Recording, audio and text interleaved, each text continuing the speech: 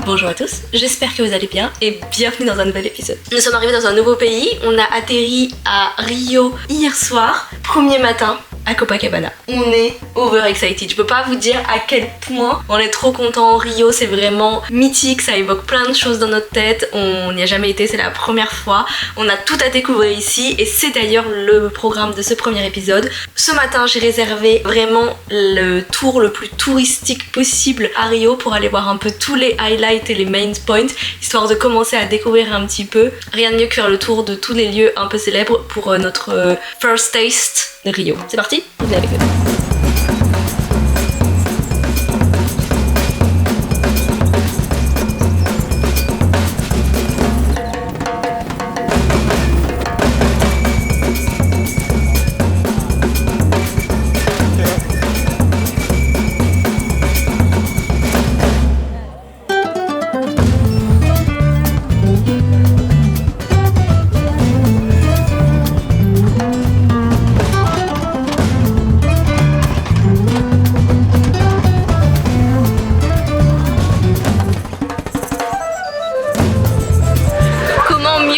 Ce tour de Rio que par le Corcovado, Cristo Rédempteur. On a pris le funiculaire à travers la forêt pour arriver le plus haut possible de la montagne. Et maintenant, il nous reste du coup la dernière étape avant d'arriver au pied, littéralement au pied du Corcovado et de le voir pour la première fois. De façon d'arriver au sommet, on a le choix entre des escaliers et un ascenseur. Je vais pas vous mentir, vous seriez pas là, ça aurait été ascenseur direct. Mais parce que je vous aime bien et que je veux que vous ayez des jolies images pour le vlog, c'est parti pour l'escalier.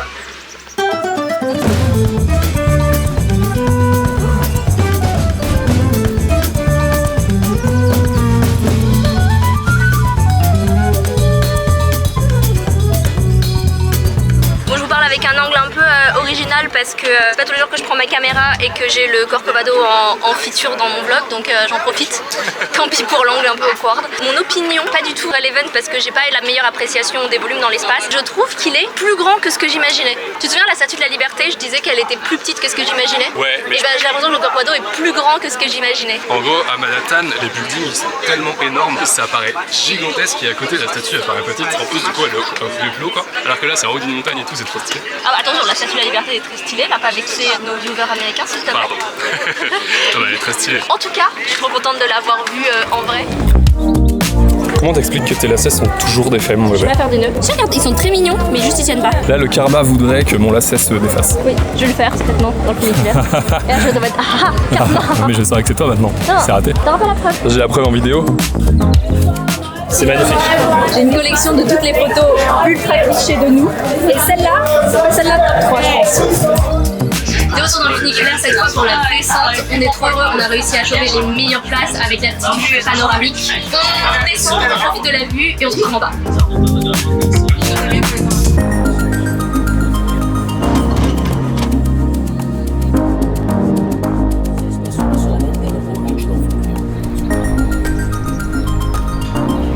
On a pris un tour guidé. Maintenant l'étape après le Corcovado, c'est on fait un petit city tour dans la ville, des points intéressants à voir. Donc là on est devant le stade, je porte le nom Mario Filo. Ouais non c'est Maracana. Je me rapproche un peu de vous parce que c'est de la confidence maintenant.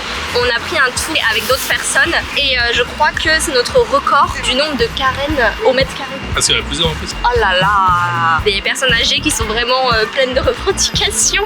Après, mal au kit, ça me gêne. Après on est français, on aime le drama tu vois. Ouais mais là ça fait beaucoup. Mais là ça fait beaucoup. On sera content quand on fera le pauvre. Je pense que rien que pour ça je vais lui donner un gros tip si j'arrête pas de lui faire que des sonner mais il me pour tout. Allez, courage, c'est bientôt fini. Le pauvre, ah ouais, non, c'est intense, franchement c'est intense, mais bon, c'est comme ça, on choisit pas hein.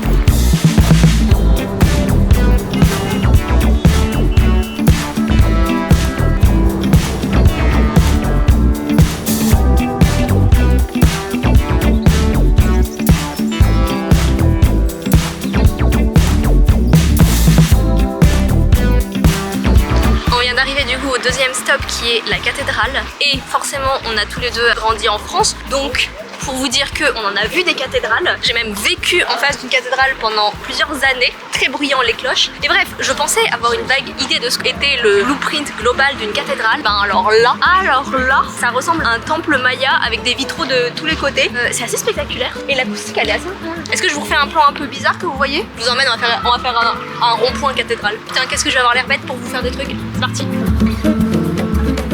Je sais pas ce que ça rend. Non, j'ai le tournis.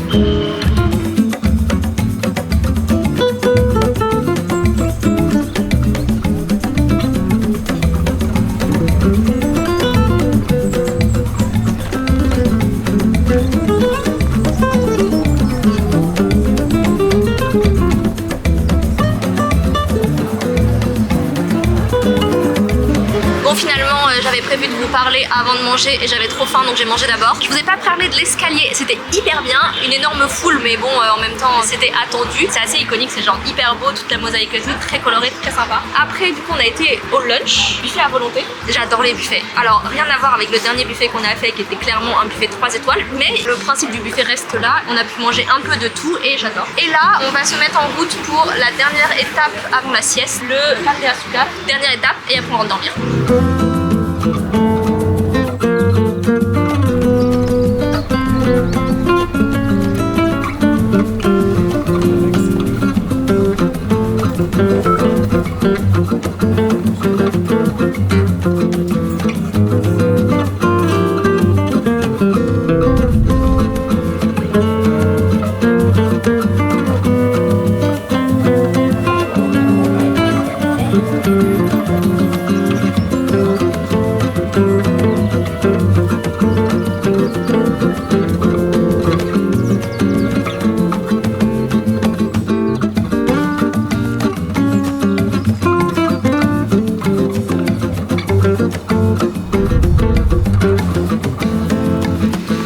Talk de la journée, je vous parle en direct de notre Uber parce qu'on a craqué, on a quitté le groupe. On a joué la dissidence, on est ravis d'avoir fait toute la journée avec un groupe, c'était très fun, on a rencontré plein de gens qui étaient très drôles. C'est juste que dans les aléas du groupe, des fois dans la composition de base, il y a des personnalités un peu surprenantes, c'était le cas aujourd'hui. Mais en général, quand on fait ça, ça se passe très bien et on s'entend généralement bien avec tout le monde. Là, disons que c'était un petit peu plus pénible que d'habitude et en plus, à la fin d'activité, il faut passer drop tout le monde un par un. Nous, on était dans les derniers, donc comme on n'était pas très loin au final de notre hôtel, on a Uber direct à la maison sans passer par la case départ. On en a terminé avec les grands classiques touristiques clichés de Rio. Dans les prochains jours et donc pour vous dans le prochain épisode, on va tenter des expériences un peu plus hors normes. En tout cas, plus d'adrénaline, ça c'est sûr. On se retrouve le 1er juillet pour le prochain épisode.